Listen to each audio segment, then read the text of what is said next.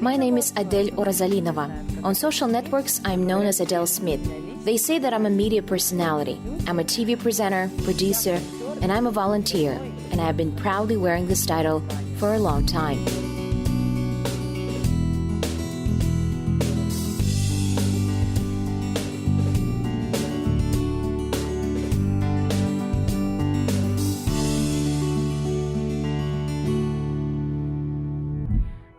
In today's episode, I would like to talk about volunteering rather than about myself. You know, last year was declared the Year of Volunteers in Kazakhstan. Unfortunately, it coincided with the pandemic, and I would say that the entire volunteer movement in our country demonstrated itself in a very powerful way. Once again, I saw the need to develop culture and teach about volunteering. A volunteer is a person who works, serves, and conducts some kind of activity completely free of charge. Usually, this is a social activity that benefits the public. A volunteer is not a philanthropist who gives a lot of money or finances some kind of projects. A volunteer is not necessarily a rich, generous, religious person. In general, charity work is outside of religion, outside of age, outside of nationality. It has no boundaries, no territory, and no country. Goodness cannot be ranked in any categories. Our team lives according to this philosophy. For us, it's very important to preserve this authentic, pure mission of volunteers.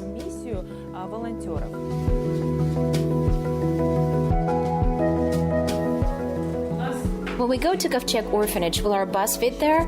Did you check it? We need to ask girls to come and help. Yulia, please contact the girls, volunteers. They need to come and bring gloves, masks, packing bags, and scales. What time do you guys leave? You're going, Elim, Ruslan. Maybe we should ask Timur too. Will 4 people be enough to unload everything? We need more guys. Then let's send the girl with the driver, and to the private sector, we will send 2 men. This way it will be more convenient. As I said, a volunteer is a person who does everything voluntarily, and we do not receive money for all our various social projects. A volunteer can receive tools or financial support for the implementation of his activities, but there is no reimbursement for his labor.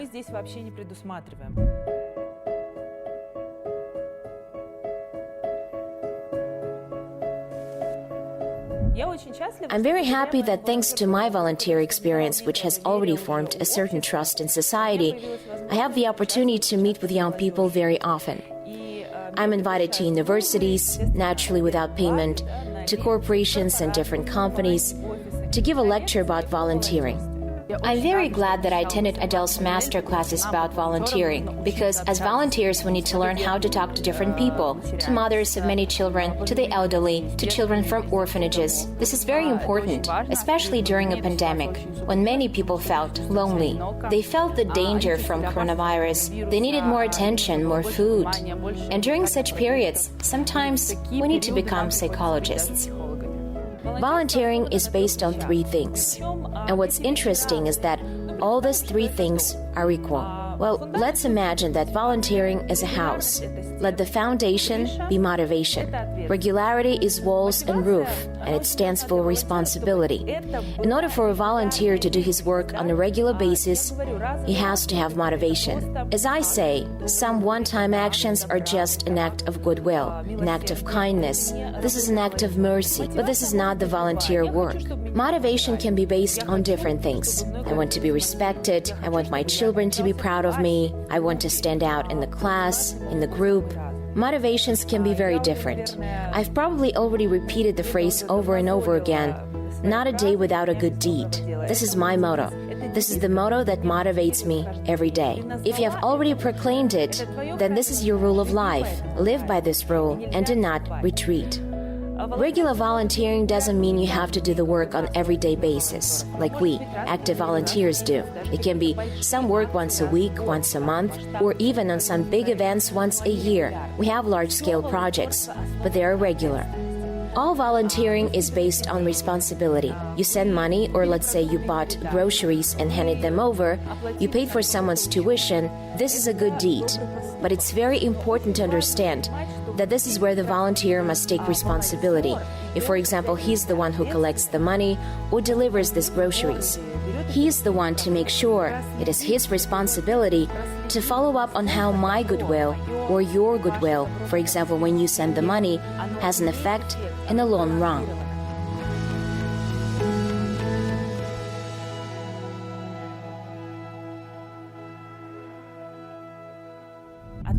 Responsibility. This is the biggest, most difficult job a volunteer does. When we no longer want anything and are disappointed again, we're pulled out by motivation. It is the obligation and the great sense of responsibility that pull us out to do it on a regular basis. Efficiency. There are young people who are really trained in something, not those young people who are taken to the square to dance in a flash mob, but volunteers who know how to help correctly. In emergency situations, they know how to communicate with the poor, how to control the elderly, how to organize a veteran assistance movement, how to search for missing people, how to care for animals and care after animal shelters and save animals from being shot. As you can see, there are a lot of directions.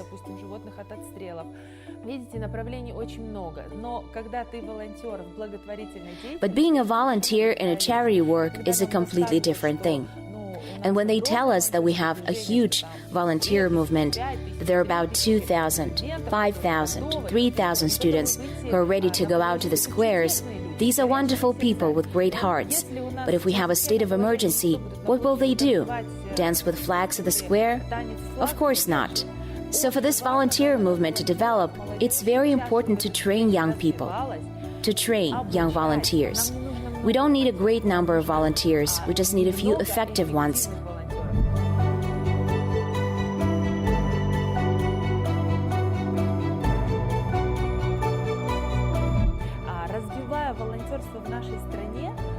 Developing volunteering in our country, I don't want us to have more volunteers, but rather I want people to learn goodness through volunteering. Just seeing that someone can help, and he turns the service into a life purpose, into a professional activity. I want our generation to learn about goodness, honesty, decency, and responsibility. In my opinion, this is the main goal of volunteer movement in Kazakhstan. Volunteers and I often discuss a topic about how volunteer organizations should interact with the state. We do not believe that we need to be regulated or controlled somehow, but we believe that interaction with a state that hears and listens, is the most useful thing that volunteers can have. This activity doesn't require any state budget, grants. These are just people who volunteer. Naturally, they must be supported by the state, and be supported in a different way, not by medals, not by certificates, not by praise, but with effective tools. In fact, small and medium-sized business helps volunteer movement in the country to develop. In general, the businessmen do a lot for charity. This is a huge share of the good that businessmen, people who have financial resources, cover, what perhaps very often the state should have done, the mayor's office should have done, the hospital should have provided, or an orphanage should have bought. That's awesome. I respect these people.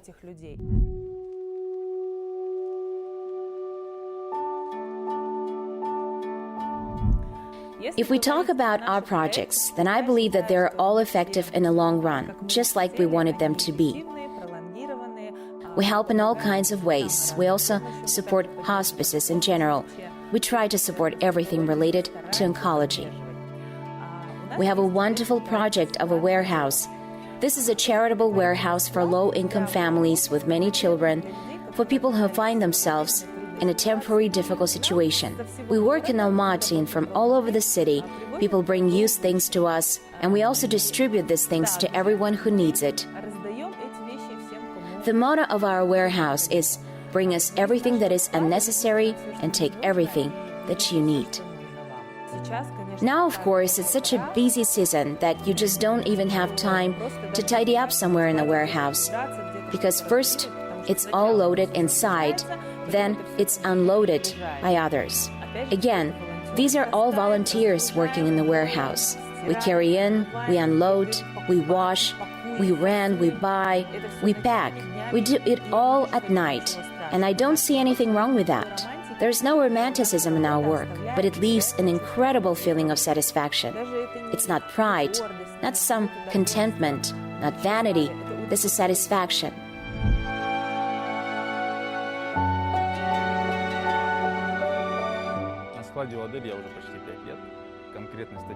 I've been working in Adel's warehouse for almost 5 years.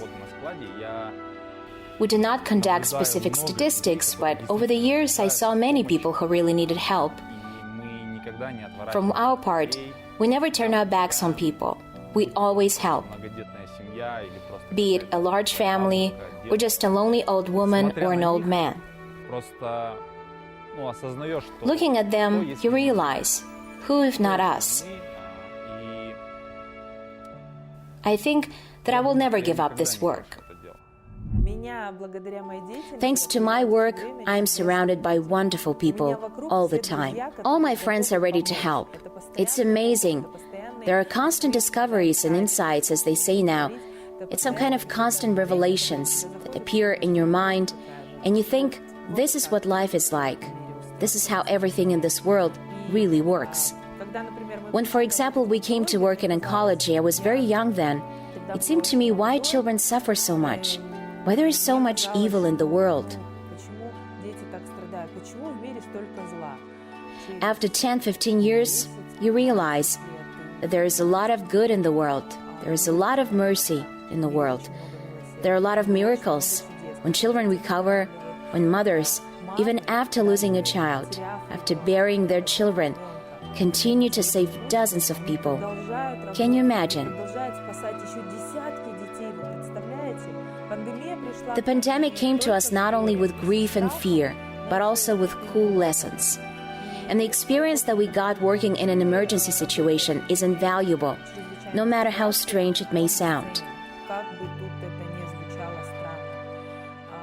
We created a huge movement, I'm an Almaty citizen, when all those categories of volunteers that I told you about, search and rescuers, children's volunteers, hospital volunteers, auto volunteers, all of them united, just started a huge, practically of a Republican level, social project.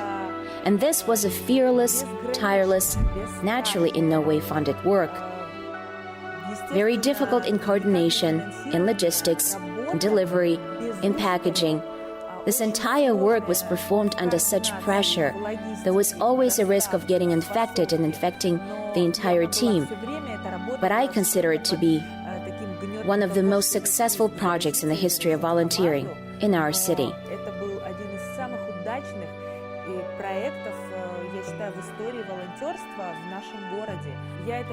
I do all this not because I want to appear to you as a good saint. No, this is not at all so.